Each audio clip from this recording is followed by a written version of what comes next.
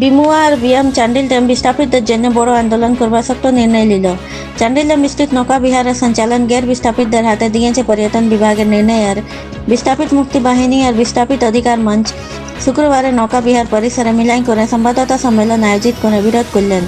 বিস্থাপিত মুক্তি বাহিনী বিমুয়া আর অধ্যক্ষ নারায়ণ গোপ বললেন যে পর্যটন বিভাগ নিবিদাকে বরখাস্ত করার অন্য হক अधिकारेर জন্য আর 9 জুনে आयोजित आंदोलन के सफल बनावर जन्य चांडिल डैम विस्थापित गाँव गिलाई लगातार जनसंपर्क अभियान चलाई कर विस्थापित के जोड़ो करबार काम करा होबे। चांडिल खगन चंद्र महतो रिपोर्ट। प्रेस वार्ता है कि आज से कुछ दिन पूर्व एक कंपनी है जो कि जेडीसी के द्वारा एडवेंचर ट्रेवल्स एकेडमी जो कि गिरिडीह के रहने वाले हैं उसको निविदा दिया गया हमारे नौका विहार, जो आज नौका विहार संचालन यहाँ के विस्थापित समिति कर रहा था, जिसको चेंज करके पर्यटन विभाग ने दिया है गिरिडीह के एक बाहरी व्यक्ति को जो विस्थापित नहीं। हमारा आपत्ति है, दुख इस बात का है कि आज हमारे पूरे 84 मौजा 116 गांव में 50 से ज़्यादा समितियां हैं, 8 से 7 संगठन हैं। इन समितियों और संगठनों को किसी को जानकारी ही नहीं मिला कब टेंडर निकला रांची में, चुपके से टेंडर निकलकर एक बाहरी व्यक्ति को दिया गया, जिसका हम लोग आपत्ति कर रहे हैं।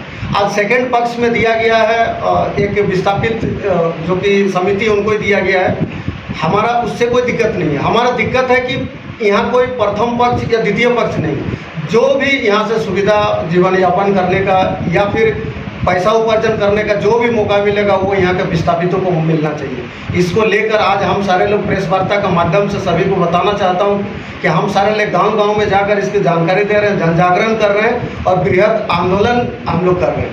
इसके साथ ही कई और बातें हैं, जैसे अभी अवधि विस्तार किया गया 2027 तक। उस अवधि विस्तार में विस्थापितों को सीधी नियुक्ति के लिए उन्होंने नियमावली निकाले हैं नौकरी के लिए।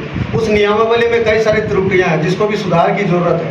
उसमें उन्होंने कहा कि 85% लोगों को सीधे तरीके से देंगे, बाकी 15% को एग्जाम के तौर पे लिया जाएगा। आज दुर्भाग्य है, इससे पहले भी 1900 से 2000 लोगों को सूची बनाया गया, उसमें भी लोगों को नहीं, सूची में ही रह के ही लोग रिटायरमेंट हो गए, नहीं मिला। तो हम लोग 85% को स्वीकार नहीं करते। इसमें कानून बनाया है, जिसका 1 डिसमिल गया उसको 1 पॉइंट देंगे, जिसका 2 एकड़ गया है उसको 2 पॉइंट देंगे। इस तरह से एकड़ के आधार पर उन्होंने निर्धारित किया पॉइंट देने का। इंटर पास कर उन्होंने दिए हैं। इंटर पास में क्या है, इंटर में भी उन्होंने ये क्लियर नहीं किया है कि साइंस के लिए क्या है, आर्ट्स के लिए है, कॉमर्स के लिए क्या, अलग अलग पॉइंट दिए। कुछ कई तरह की त्रुटियाँ हैं जिसको लेकर हम सारे लोगों का आपत्ति है। 23 जनवरी 2025 को हमारे जल संसाधन मंत्री हाफिजुल हसन ने बताया, मौखिक तौर पे बताया कि आरएल की जो बाध्यता है उसको खत्म करके 116 गांव का विकास का कार्य शुरू किया जाएगा। 2022-23 से जो विकास पुस्तिका का निर्माण करना बंद है उसको किया जाएगा। पैसा जो है पैसा को बढ़ा कर दिया जाएगा। लेकिन दुर्भाग्य 5 महीना हो गया, अभी तक उस पर कोई कार्रवाई नहीं हुआ, कोई लागू नहीं हो रहा, जिसको लेकर हम सारे लोग बृहद आंदोलन की ओर अग्रसर हैं, जिसकी शुरुआत 9 तारीख को हम लोग कार्यपालक अभियंता के यहाँ धरना प्रदर्शन है। उसको शुरुआत करने के बाद फिर हम लोग का विधानसभा घेराव है, राजभवन में 1 दिवसीय धरना है, जंतर मंतर में भी हम लोग इस बार धरना प्रदर्शन करेंगे। और साथ ही चांडिल से लेकर राजभवन तक हम लोग मशाल जुलूस पद यात्रा सह मशाल जुलूस का भी हम लोग निर्णय लिया है, जिसको लेकर आज प्रेस वार्ता कर रहे हैं। उद्देश्य है, आज 40-42 साल होने के बावजूद भी हमारे चांडिल डैम विस्थापित साथियों का अपना हक अधिकार नहीं मिला। किसी किसी को कुछ मिला है, बाकी सारा पेंडिंग पड़ा हुआ है। तो आज ये प्रमुखता मछली पालन और नौका विहार को प्रमुखता इसलिए दे रहे हैं क्योंकि जनवरी महीना में उन्होंने इकरारनामा किया, जनवरी महीना में एक बाहरी व्यक्ति के साथ, जिसको रोकना बहुत जरूरी है। हम लोग चाहते हैं आपत्ति नहीं, किसी को भी दे दे, किसी को भी जो कि यहाँ का विस्थापित है, कोई भी समिति को दे दे, कोई आपत्ति नहीं है। लेकिन बाहरी व्यक्ति को हम लोग यहाँ पर स्वीकार नहीं करेंगे। बाकी सभी मुद्दों को लेकर हम लोग आंदोलन कर रहे हैं। नहीं, जब आपको टेंडर कब निकला किसी को नहीं मालूम। टेंडर यहाँ नहीं निकाला गया, रांची के पेपर में निकाला गया, वो भी इंग्लिश में। हम लोग को जानकारी ही नहीं। जब पेपर के माध्यम से पता चल रहा है कि ये किसी और व्यक्ति को दिया, मतलब जो आपको मत करना होगा उसको हम लोग रोकेंगे, नहीं रोकता, उसी के लिए आंदोलन है। किसी को भी दे, हमें कोई आपत्ति नहीं, किसी भी समिति या किसी भी संगठन को आपत्ति नहीं है। आप नारायण गौप को दो या फिर आप किसी और व्यक्ति को दो या फिर किसी मुझे दो या किसी को भी दो, तो कोई दिक्कत नहीं है, लेकिन विस्थापित को मिलना चाहिए। तो इस विषय पर आपने ज्ञापन कहीं दिया है? हाँ, ज्ञापन दिया हुआ है।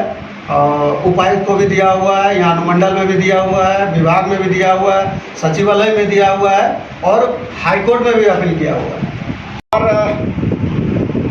प्रेस वार्ता करने का तो बहुत सा कारण है कि प्रेस वार्ता हम लोग कर ही रहे हैं और जो भी देख रहे हैं, जो भी कार्यक्रम चल रहा है, जो भी विस्थापितों का हक अधिकार का ये है, तो इसमें हमेशा लड़ाई है। जो आज पुनर्वास नीति बना है, पुनर्वास नीति बनाने के लिए भी यहाँ विस्थापित मुक्ति वाहिनी को अपना संघर्ष करना पड़ा।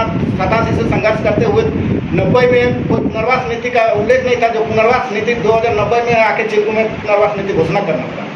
उसके पहले पुनर्वास नीति के घोषणा के बाद भी जब यहाँ मछली पालन और पर्यटन और जल मैंने इस जल से जो भी हमारे स्रोत बनेगा उसमें विस्थापितों का हक का लड़ाई हम लोग लड़े। 94 में ये जलाशय का बंदोबस्ती जगदानंद सिंह का भतीजा के साथ किया गया था, उसका भी विरोध किया। जो बाहर से आके यहाँ मछली पालन करने का ये किया था, उसका भी विरोध किया। और संजोगवश से जब हमारे 2003 में हमारे उस समय का विधायक मधन सिंह यहाँ संचालन कर रहा था, उसका भी विरोध विस्थापितों ने किया। और 2003 में सरकार को बाध्य होकर पुनर्वास नीति में घोषणा करना पड़ा कि आंदोलन के बावजूद घोषणा करना पड़ा कि मछली पालन और पर्यटन में वो तथा चांडिल जलाशय में जो भी दहन होगा उसमें विस्थापितों का सम्मान किया जाएगा, उसमें पुनर्वास के तहत उसको देखा जाएगा, पुनर्वास के तहत किया जाएगा। तो आज सरकार इसको जब नज़रअंदाज किया कि पिछले साल 2012 में ये लोग तय करके 15 जनवरी 2025 को टेंडर करके ये पुनर्वास नीति के खिलाफ ये लोग टेंडर करके बाहर के एजेंसी को दिया गया। तो इसका विरोध यहाँ के समिति हो, यहाँ के जनप्रतिनिधि हो, यहाँ के जन संगठन हो, सब कोई कर रहे हैं। और अच्छा लग रहा है कि अभी लड़ाई अभी जारी है, क्योंकि अभी पुनर्वास का काम मान के चलिए सिर्फ ये लोग दिखाता है कि हम 85% विकास पूर्ति का भुगतान कर दिया है, लेकिन 50% विकास पूर्ति का भुगतान कर देने से ही जिसको आप ला के पुनर्वास जगह में खड़ा किए हैं, जहाँ पुनर्वास में रख रहे हैं, उसका सारी सुविधा दिए हैं, उसको रोजगार दिया है सरकार। अब सरकार को ये बात हम सवाल करते हैं कि वो जो पुनर्वास नीति बनाया है उसको लागू भी नहीं किया है। आज यहाँ का जो दुकान देख रहे हैं कि इसको जो जहाँ जहाँ सरकारी जमीन है जल संसाधन विभाग का, वहाँ दुकान बना के यहाँ के विस्थापितों को आवंटन किया जाए और उसको रोजगार दिया जाए। मछली पालन में लोगों को रोजगार दिया जाए, पर्यटन को भी छीनने का कोशिश कर रहे, तो इसका जोरदार विरोध होगा।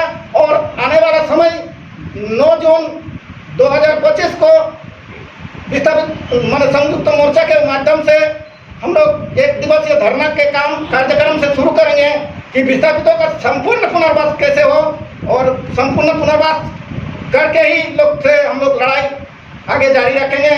जब तक हम लोग को संपूर्ण पुनर्वास नहीं करेगा, सरकार के खिलाफ हम लोग आंदोलन जारी रखेंगे। नारायण गोप, चांडिल वन विस्थापित मत्स्य जीवी स्वावलंबन सहकारी समिति का अध्यक्ष।